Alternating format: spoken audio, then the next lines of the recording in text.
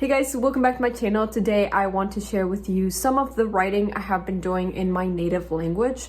I started doing this project because I really want to get in touch with my mother tongue.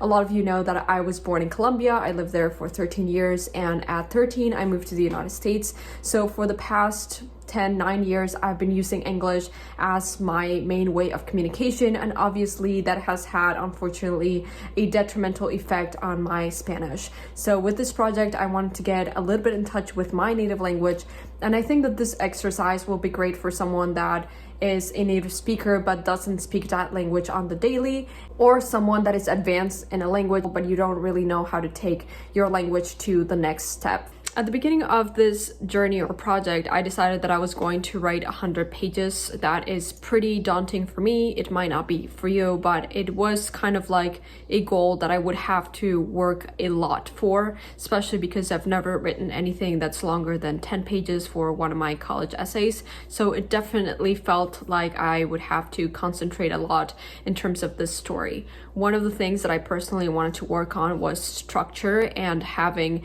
a cohesive thread throughout the entire 100 pages. Like, I wanted to tell a cohesive story, and the reason for that is because I am terrible with cohesion, and that's something that I wanted to work on. So one of the things that I think might be beneficial for you in terms of writing is to first determine something that you have difficulty with in terms of your writing. It might be cohesion, it might be vocabulary, it might be structure. At least for me, in terms of improvement, I would make sure that my writing really makes use of the things that I'm struggling with so that I can practice and practice and practice and eventually get better at it. Another thing that really helped me keep on writing my story was to work on something that I really enjoyed. I personally really enjoyed writing characters. I think it is the most fun part of the process for me. So if you have something like that, I really recommend that you work on that and that you identify what it is that you like most about storytelling, and obviously put a lot of that into your story as well. In my case, something that really helped me in terms of building the story is something that a lot of amateur writings do, and it's actually kind of like looked down on the writing community. It's called a self-insert, and it's when you use yourself as like the main character. I definitely did do that in my story just because I thought it was easier for me to write about my own experiences rather than to invent someone else and write a story about that person. It obviously requires much more skill and imagination, creativity to do that, but if it helps you to write, which I think the point of this exercise is, which is to write and make use of your language abilities, definitely use yourself as a character. I think that it is the best way. Take advantage of your memories and cool things that have happened to you, or experiences and people that you know in your life, to put them in a book and be able to write stories that you're comfortable telling.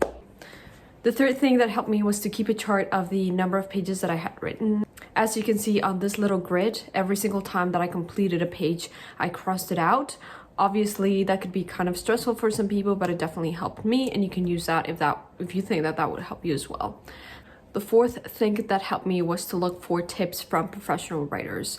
You can do this for free on YouTube. There are so many professional writers that have YouTube channels and that help other writers write their stories. They have tips about character building, plot building, cohesion, anything that you want. They will have a video on it. So here I will put some of my favorite YouTube channels for that. Before we go, I do want to give you kind of a sample of what my writing is like. Unfortunately, I don't have the story translated. It's only available in Spanish. So I will be putting the link in the description down below. And I also want to thank Skillshare for sponsoring this video. Skillshare is an online learning community that offers thousands of inspiring classes for creative and curious people on topics including productivity, language learning, time management, personal development, and more.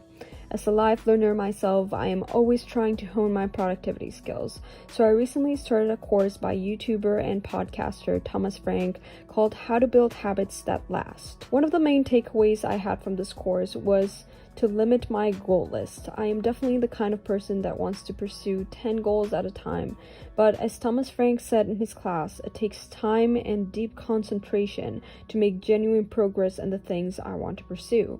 So having a myriad goals does have the negative impact of affecting the depth at which I can pursue something.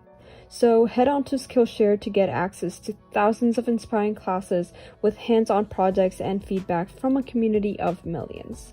The first 1,000 of my subscribers to click the link in the description will get a free trial of premium membership so you can explore your creativity.